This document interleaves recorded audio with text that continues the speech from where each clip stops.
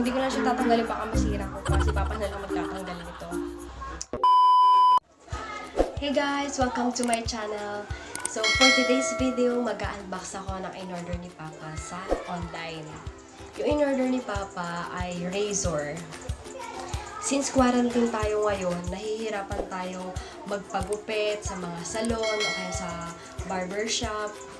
Kaya naisipan namin na mag-order na lang sa online. Para naman less hassle, di ba? Kasi nagmumukha na silang mga hindi mo maintindihan. Itong razor na to, worth 367. Titingnan natin kung sulit nga ba yung pera natin dito. Then, ayan. Ito siya guys. Bubuksan ko na. Wow! Naka-ano pa siya.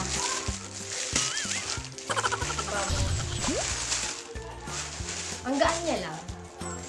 Ang gaan niya lang pala. Okay. Ito siya, guys.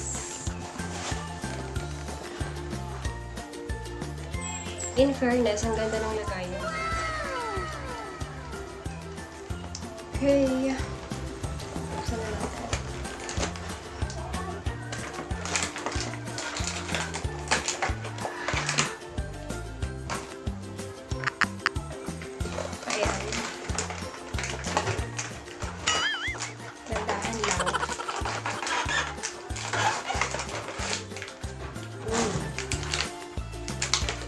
Siya guys.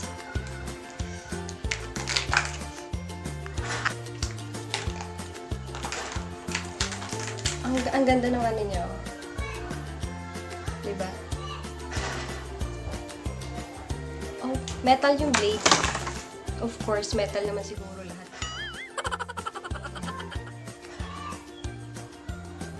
Kemei. Then, yeah, made in China nga siya. Ayaw niya mag-focus. So, ito yung sa likod niya. May battery na siya. Buti na lang may battery. Kasi, minsan pag minsan pag bumibili ako online ng mga ibang, kanyari mga mini fan, walang battery.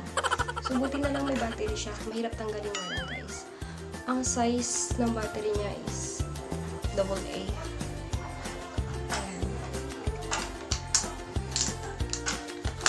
Then, 3M. Then, 6. Yeah, 6, 9, and 12. Then, ito rin yung kanyang charger. So, dapat meron kayong adapter dito. Kasi wala siyang adapter. Ito yung kanyang panlinis, oil. And ito yung brush. Tsaka meron naman siya. Ito yung shaver. Then, tsaka yung nose trimmer. Wow! May nose trimmer. Ayan. So, tingnan nga natin. In fairness, chinarge siya.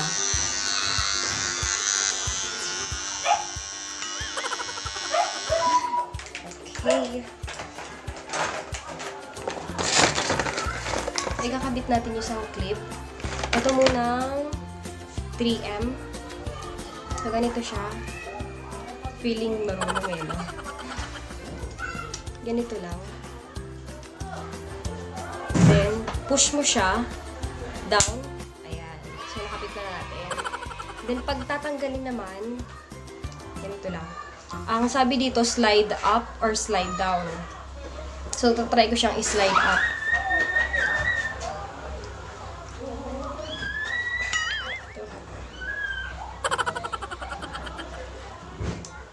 Ayaw. Ang hirap. Nahihirapan akong tanggalin siya. So, hindi ko na siya tatanggalin. Baka masira ko pa. Si Papa na lang magtatanggal nito. I-try ko siya sa kapatid ko kung okay ba yung kanyang blade. Kung matalas ba.